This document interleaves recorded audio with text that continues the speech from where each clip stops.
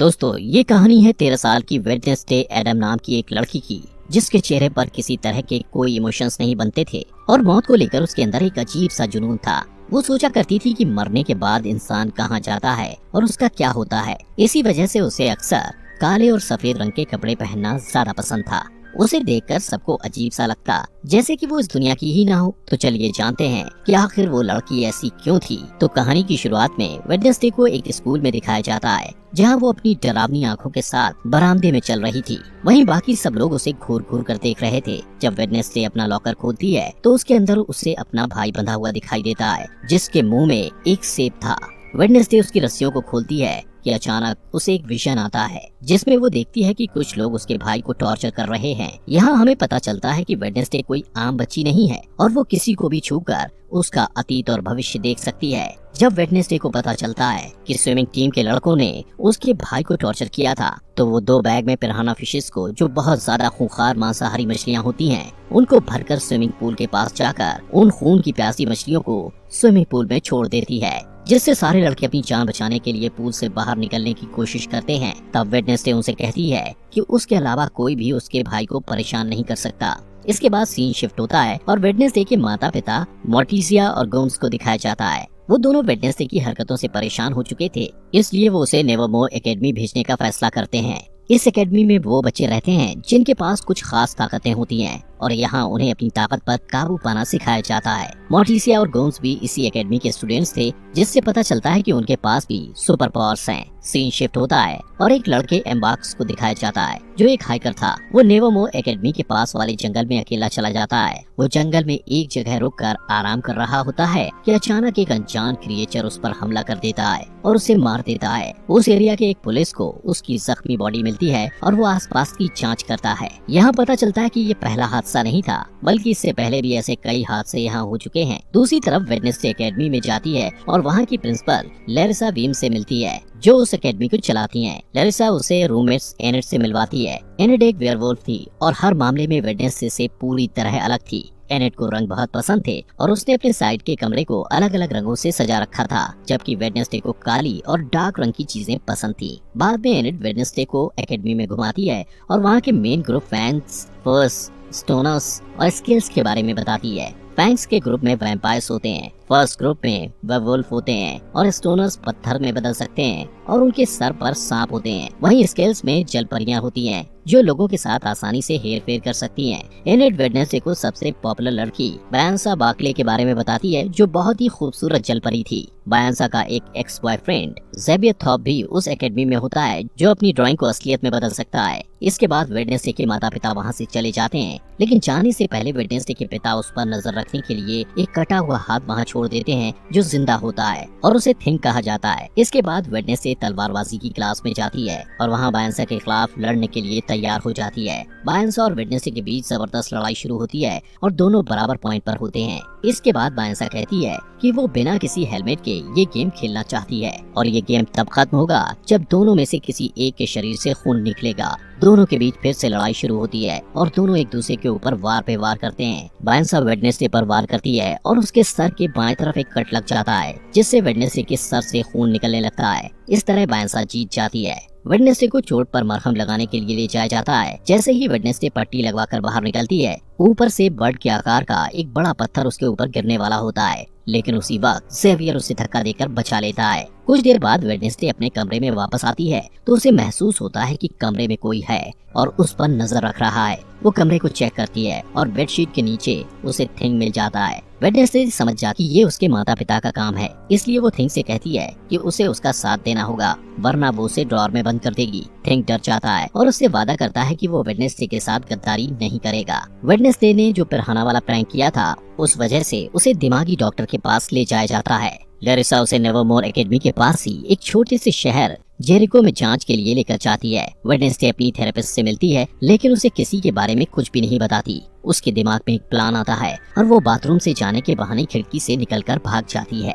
इस बीच वो एक आदमी से टकरा जाती है और उसे एक विजन आता है, जहाँ वो देखती है उस आदमी की कार एक्सीडेंट में मौत होने वाली है। वेडनेसडे डर जाती है और रिलैक्स होने के लिए एक कॉफी शॉप में पहुँच जाती है। वहाँ उसकी मुलाकात पुलिस के बेटे टायलर से होती है, जो वहाँ कॉफी बेचने का काम करता है। टायलर अपनी एस्प्रेसो मशीन को ठीक करने की कोशिश कर रहा होता है, लेकिन उसे कुछ समझ नहीं आता क्योंकि मशीन में जो इंस्ट्रक्शंस लिखे हुए थे वो इटालियन भाषा में थे। वेडनेसडे को इटालियन पढ़ना आता था, इसलिए वो आसानी से मशीन को ठीक कर देती है और इसके बदले में वो उसे बस स्टेशन तक छोड़ने को कहती है। टायलर के कुछ कहने से पहले ही वहाँ वो लड़के आ जाते हैं जिन्होंने वेडनेसडे के भाई को टॉर्चर किया था। वो लोग वेडनेसडे को भी परेशान करने लगते हैं। पहले वेडनेसडे उन्हें नजरअंदाज करने की कोशिश करती है, लेकिन जब बर्दाश्त नहीं होता तो वो उन्हें मारने लगती है। कुछ ही समय में लरिसा पुलिस के साथ वहाँ आ जाती है और वहाँ की हालत देखकर उसे गुस्सा आता है और वो वेडनेसडे को डांटती है। इसके बाद वो लोग नेवरमोर एकेडमी जाने के लिए निकल जाते हैं।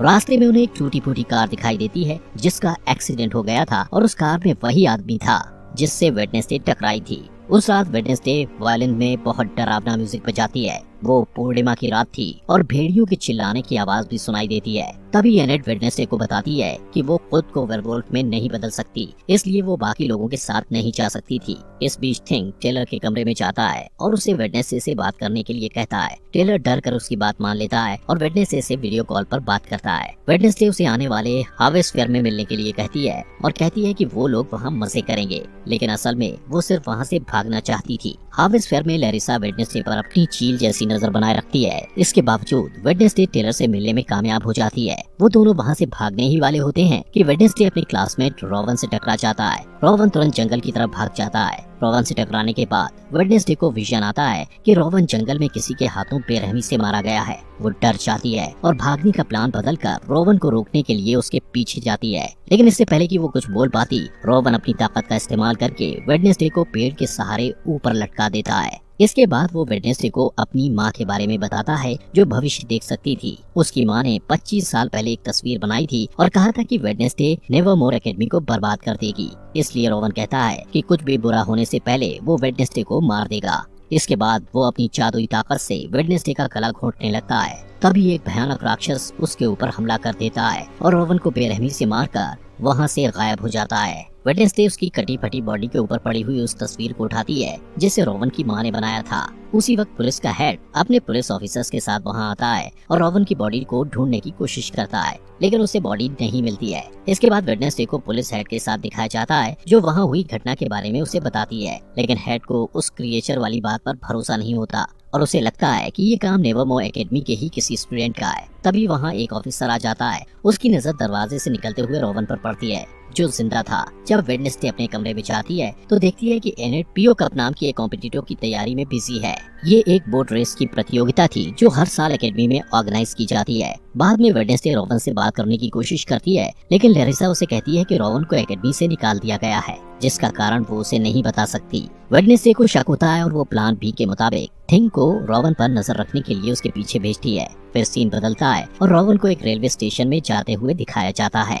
थिंग उसका पीछा करता है। रोवन आसपास का माहौल चेक करने के बाद वॉशरूम में चला जाता है जहां वो अपना रूप बदलकर एक बूढ़ा आदमी बन जाता है, लेकिन थिंग रास्ता भटक जाता है, इसलिए वो रोवन को अपना रूप बदलते हुए देख नहीं पाता। इसके बाद वो बूढ़ा आदमी लैरिसा का रूप ले लेता है। यहाँ पता चलता है कि लैरिसा ही अपना रूप बदलकर रोवन की मौत को छुपाने की कोशिश कर रही थी। वेडनेसडे के पास और कोई रास्ता नहीं होता, इसलिए वो रोवन की मौत का सुराग ढूंढने के लिए जंगल में जाती है जहाँ उसे टेलर मिलता है जो अपने बाप का पीछा करते हुए वहाँ आया था। थोड़ी देर बाद वेडनेसडे को रोवन का चश्मा मिलता है। वो उसे उठाती है और उसे विजन आते हैं जिसमें वो देखती है कि रोवन के पास नीले रंग की एक किताब थी जहाँ से उसे उसकी माँ की बनाई हुई तस्वीर मिली थी। इसके बाद वेडनेसडे तुरंत ही अपनी क्लास टीचर के पास जाती है और उससे किताब के बारे में पूछती है। उसकी टीचर बताती है कि वो किताब पुराने स्टूडेंट्स के समाज से जुड़ी हुई है जिसे नाइट शेड्स कहा जाता है, लेकिन उस समाज को बहुत पहले ही खत्म कर दिया गया है। फिर स्कूल से जाने के बाद वेडनेसडे रोवन के कमरे में किताब ढूंढने के लिए जाती है। रोवन के पलंग के नीचे उसे एक मुखौटा मिलता है। वो वहाँ से जाने ही वाली होती है कि तभी वहाँ रोवन का रूममेट ज़ेवियर आ जाता है और उसे देख के वेडनेसडे पलंग के नीचे छिप जाती है। ज़ेवियर से मिलने उसकी एक्स गर्लफ्रेंड वायंसा भी वहाँ आ जाती है। वेडनेसडे उन दोनों की सारी बातें सुन लेता है और उसे पता चलता है कि वायंसा आने वाले बोट रेस की प्रतियोगिता में एनेट को हराने के लिए प्लान बना रही है। इसके बाद वेडनेसडे अपने कमरे में आ जाती है और वायंसा को रेस में हराने के लिए प्रतियोगिता में एनेट का साथ देने का फैसला करती है। अगले दिन एनेट और वेडनेसडे प्रतियोगिता के लिए तैयार हो जाते हैं। इस रेस में सब कुछ अलाउड होता है, इसलिए बायंसा इसका फायदा उठाती है। रेस में 4 टीम भाग लेती हैं और नियम के मुताबिक जो टीम तालाब में गिरे बिना डेस्टिनेशन तक जाकर पहले वापस आ जाएगी वो रेस जीत जाएगी। जैसे ही रेस शुरू होती है, बायंसा अपने एक दोस्त को इशारा करती है जो एक जलपरी थी और बाकी बोट को बर्बाद करने के इरादे से बायंसा का साथ दे रही थी। वो तालाब में कूदकर एक नाव को बर्बाद कर देती है, जिससे वो टीम तालाब में गिर जाती है और रेस से बाहर हो जाती है। वेडनेसडे और एनेट पूरी तैयारी के साथ रेस कर रहे थे और थिंग उसमें उनकी मदद कर रहा था। थिंग की मदद से वो लोग बायंसा की दोस्त को एक जाल में फंसा लेते हैं। रेस के दौरान ही वेडनेसडे को एक विजन आता है और वो अपने सामने अपनी जैसी दिखने वाली एक लड़की को देखती है, जिसके बाद सुनहरे रंग के होते हैं। वो वेडनेसडे को कहती है कि वेडनेसडे एक चाबी है, जिससे वेडनेसडे काफी उलझन में पड़ जाती है। उसे कुछ समझ नहीं आता, लेकिन जैसे ही वो असली दुनिया में वापस आती है, उसे पता चलता है कि बायंसा रेस में आगे निकल गई है। लेकिन वो हार नहीं मानती और बायंसा की चालों को उसी के खिलाफ इस्तेमाल करके ये रेस जीत जाती है। 40 साल के बाद पहली बार कोई नॉन सायरन टीम ये रेस जीती थी। लैरिसा एनेट को पीओ कप ट्रॉफी देती है, लेकिन वेडनेसडे को ज्यादा टेंशन पसंद नहीं था, इसलिए वो वहाँ से चली जाती है। वो नेवरमो एकेडमी के पुराने स्टूडेंट एडगर एलन पो की मूर्ति के पास जाती है और अचानक उसकी नजर उस मूर्ति के हाथ में रखी पत्थर की किताब पर जाती है, जिसके नीचे उसे एक निशान दिखाई देता है। वो निशान ठीक वैसा ही था जो उस तस्वीर में बना हुआ था, जिसे रोवन ने मरने से पहले उसे दिया था। उस बुक में वेडनेसडे को कुछ पहेलियां मिलती हैं, जिसे वो तुरंत सुलझा लेती है और उसे एक सुराग मिलता है। उस सुराग में 2 बार चुटकियां बजाना होता है। जब वो 2 बार चुटकियां बजाती है तो अचानक एक छुपा हुआ बरामदा खुल जाता है, जहाँ एक गुप्त कमरा होता है। वहाँ वेडनेसडे को रोवन की किताब मिल जाती है, जिसमें रोवन ने तस्वीर को फाड़ कर निकाला था। वो उस किताब को अपने बैग में रखती है, लेकिन इससे पहले कि वो आगे जा पाती, कोई उसके सिर को एक काले कपड़े से ढक देता है। थोड़ी देर बाद जब काले कपड़े को हटाया जाता है, तब वो देखती है कि बायंसा, ज़ेवियर और कुछ स्टूडेंट्स उसे घेर कर खड़े हुए हैं और ये सभी नाइट शिफ्ट्स के सदस्य हैं। यहाँ पता चलता है कि लैरिसा ने उनके ग्रुप को खत्म किया था। इसके बाद ज़ेवियर उसे अपने ग्रुप में शामिल होने के लिए कहता है, लेकिन वेडनेसडे मना कर देती है और वहाँ से चली जाती है। इसके बाद लैरिसा को दिखाया जाता है जो आउटरीच डे के बारे में घोषणा करती है, जहाँ एकेडमी के सारे स्टूडेंट्स को शहर के आम लोगों से मिलना जुलना होता है और उनके साथ काम करना होता है। इन लोगों को नॉर्मीज कहा जाता है। जब वो लोग शहर पहुँचते हैं, तब वेडनेसडे ज़ेवियर को बताती है कि उसके रूममेट की मौत हो चुकी है, लेकिन उसे इस बात पर भरोसा नहीं होता है और वो कहता है कि रोवन की मौत नहीं हो सकती, उसे बस एकेडमी से निकाल दिया गया है। इसके बाद वेडनेसडे उसे वो तस्वीर दिखाती है जो रोवन की माँ ने बनाई थी। ज़ेवियर उस तस्वीर को करीब से देखता है और कहता है कि इस तस्वीर में जो आदमी है उसने जेरिको शहर को बसाया था और उसका नाम जोसेफ क्रैकस्टोन है। थोड़ी देर बाद वेडनेसडे पिलग्रिम वर्ल्ड में जाने का फैसला करती है, जहां जेरिको के इतिहास के बारे में पता चलता है। वहां वेडनेसडे यूगिन नाम के लड़के से मिलती है जो मधुमक्खी पालने वाले क्लब में उससे पहले मिल चुका था और दोनों की दोस्ती भी हो गई थी। वो दोनों बातें करने लगते हैं और आसपास की चीजों को देखते हैं। इसके बाद सारे स्टूडेंट्स वहाँ की केयरटेकर अर्लिन से मिलते हैं, जो उन्हें पिलग्रिम वर्ल्ड घुमाते हुए जोसेफ क्रैकस्टोन की कलाकृतियों के बारे में बताती है। वेडनेसडे को ये सारी बातें इंटरेस्टिंग लगती हैं और वो अर्लिन से उसके बारे में और जानना चाहती है। अर्लिन बताती है कि उनके पास जोसेफ क्रैकस्टोन के खेतों में इस्तेमाल किए जाने वाले औजार, खाने पीने के बर्तन और फैमिली रूम्स भी हैं। वेडनेसडे कहती है वो यहाँ काम करना चाहती है, लेकिन अर्लिन कहती है कि उसे रेनोवेट किया जा रहा है, इसलिए वो वहाँ काम नहीं कर सकती है और कहती है वो सब ये ओल्ड वजरी में काम करेंगे और घूमने आए हुए लोगों को केक बांटेंगे। बाद में वेडनेसडे और यूगिन क्रैकस्टोन के फैमिली रूम में घुस जाते हैं। वहाँ वेडनेसडे को एक तस्वीर मिलती है जिसमें वो लड़की भी होती है जिसे वेडनेसडे ने अपने विजन में देखा था। थोड़ी देर बाद उसे वो किताब भी मिल जाती है जो उस लड़की ने पकड़ी होती है। वेडनेसडे देखती है कि उस किताब के सारे पन्ने खाली हैं, इसलिए उसे शक होता है कि ये किताब नकली है। तभी वहाँ यूगिन के साथ अर्लिन आ जाती है और उसे पकड़ लेती है। वेडनेसडे उससे असली किताब के बारे में पूछती है, तब अर्लिन झिझकते हुए बताती है कि 1 महीने पहले वो किताब चोरी हो गई थी। इसके बाद वो कॉफी शॉप में वापस टेलर से मिलती है और वो दोनों जोसेफ के बारे में पता करते हैं। टेलर कहता है कि ओरिजिनल मीटिंग हाउस का जो हिस्सा बचा हुआ है वो जंगल में है और पूरी तरह खंडर हो चुका है, जिसका इस्तेमाल अब क्रैश पैड के रूप में किया जाता है। इसके बाद वेडनेसडे जोसेफ क्रैकस्टोन की उस जगह की तलाश करने के लिए थिंग के साथ तुरंत जंगल में जाती है। इस दौरान उन्हें एक बेघर आदमी मिलता है, लेकिन थिंग उसका दम घोटने लगता है और उसे डराकर भगा देता है। तभी वेडनेसडे को एक विजन आता है और वो खुद को 400 साल पहले के टाइम में देखती है। यहाँ वो सुनहरे बाल वाली लड़की दिखाई देती है जिसे वेडनेसडे पहले भी अपने विजन में देख चुकी थी। उस लड़की को गांव वालों ने घेर रखा था और वो उसे शैतान की संतान कहकर पुकार रहे थे। तभी वहाँ जोसेफ क्रैकस्टोन आ जाता है और उस लड़की को गुडी एडम्स कहकर बुलाता है। वो कहता है कि गुडी एक डायन है और उसे भी उसकी माँ और दूसरे आरोपी के साथ उस खेत में मर जाना चाहिए। इसका जवाब देते हुए गुडी कहती है कि जोसेफ ने उसकी जमीन हड़पी है, बहुत से निर्दोष लोगों की जानें ली हैं और उनकी शांति छीनी है। जोसेफ को गुस्सा आता है और वो गुड्डी को थोड़ी देर तक घूरता है और फिर उस खेत में आग लगा देता है। गुड्डी अपनी माँ को बचाने की कोशिश करती है, लेकिन उसकी सारी कोशिशें बेकार हो जाती हैं। जब कोई उम्मीद नहीं बचती तो वो एक गुप्त दरवाजे से निकलकर वहाँ से भाग जाती है। वेडनेसडे वहाँ छुपकर ये सब कुछ देख रही थी। गुड्डी जल्द ही वेडनेसडे के पास आती है और कहती है कि जोसेफ अपनी ये लड़ाई तब तक नहीं रोकेगा जब तक वो सबको मार नहीं देगा। इस खुलासे के बाद वेडनेसडे असली दुनिया में आ जाती है। वो थिंग को सब कुछ बताती है जो उसने अभी अभी देखा था। उनकी बात खत्म भी नहीं होती कि अचानक उन्हें वही भयानक राक्षस नजर आता है जिसने रॉबन को मारा था।